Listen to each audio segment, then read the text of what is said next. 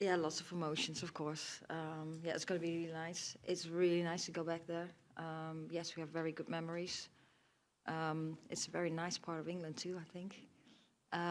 Yeah, but again, then it's another game. It's a new game. We play Czech. It's a friendly. We hope the fans will come again, just like they've been coming after the Euros and during the Euros, and that we can show up again and play a very good game. Well, we have 10 months to go. I think we're in a good place. I think we're improving. We have to improve to do really good at the World Cup too. But I do think yes, we're improving our game all the time. I think we built some confidence too. That's what we did in the Euros. That's what helps too when you beat the USA. But we saw some good things in the game, and we saw some things we really have to improve, which is very exciting too. So I don't know yet. We just keep working hard, trying to improve our game, and we have 10 months left to do that. Yeah, well, we said we want to, of course, develop our style of play against different opponents. We want to see some relations in our team, so who collaborates with who, so get players together on the pitch, and we want to see different players who are competing to start or competing for minutes. So you first have to, of course, perform really well and be, in our opinion, be ready to compete for minutes. And then we try out some positions and some players, so we get some minutes, and that's what we need too. To get ready for July next year. So we have some good opponents. Then, of course, again, we have the Honor Clark Cup in February, and we play in April. So enough opportunities to get ready for July.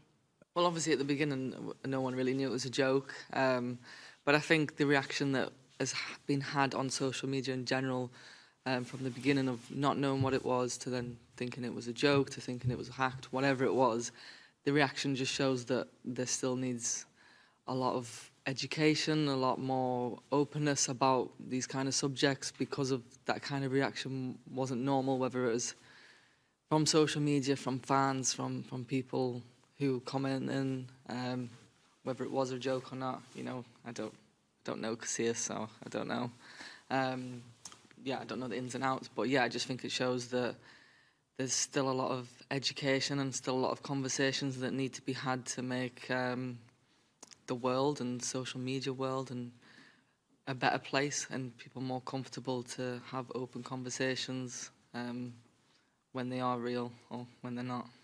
I mean, I've not met him, so I couldn't really comment, but I've not really spoken to the Spanish girls either, so I don't know what they're really thinking and if they've really looked at the story, but I'm sure it'll be a conversation when I get back to Barcelona that a few players will be having, and yeah, I can get more of the information to have more of a real perspective on the whole situation in general.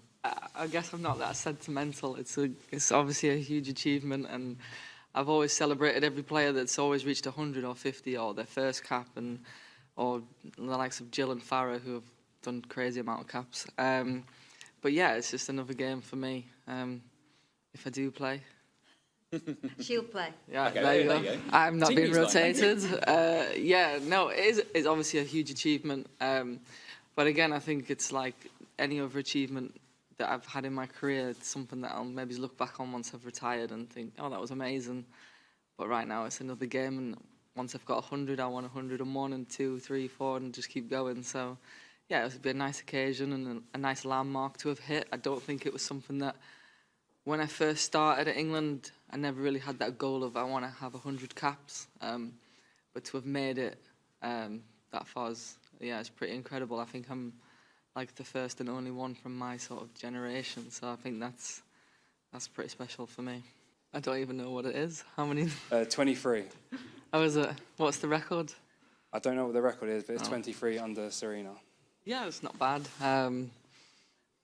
But yeah, I guess you just take, like, it's so cliche, but you take each game as it comes. I don't think it's something that we speak about as players or have paid much attention to.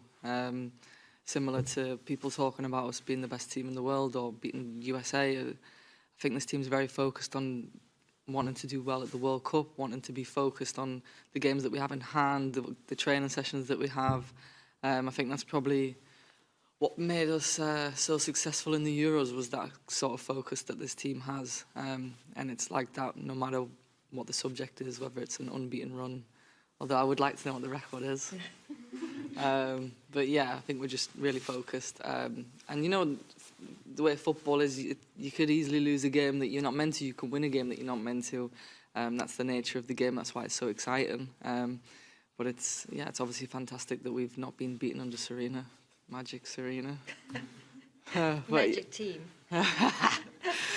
But yeah, it's a great thing, and it gives you a lot of confidence as a team, and the players that come into the squad, the players that play the games. It gives you a lot of confidence to know that we know how to win games and not be beaten. Yeah, 100%. I think I'm someone who's always based my career off of challenging myself, putting myself in uncomfortable positions. I think that's when you thrive the most as an individual, whether it's in football or in life. And there's not much more places to be uncomfortable than not speaking a language, not knowing anybody, having a different environment, and going abroad. For me personally, when I went to Lyon was the best thing I ever did. I improved the most, I learnt the most, I became the best player in the world. And again, going to Barcelona, I've got like a new lease of life. I'm 30, like I said, 30 years old, going on for 100 caps, but I've gone to Barcelona and again I'm improving and learning loads, not just the language and the culture, but as a footballer. So yeah, I might get in trouble off the FA for saying it, but I would like to. I think it's important that players experience different things. Equally, I know that in football, there's people who like to stay loyal to teams and they want to have their whole career at one club because of the tradition and what that means to them. And that's a completely different thing. But yeah, if players have the opportunity to go abroad and play for some of the best teams in the world, like I have at Lyon and Barcelona. Yeah, it'd be crazy to turn those kind of opportunities down, in my opinion.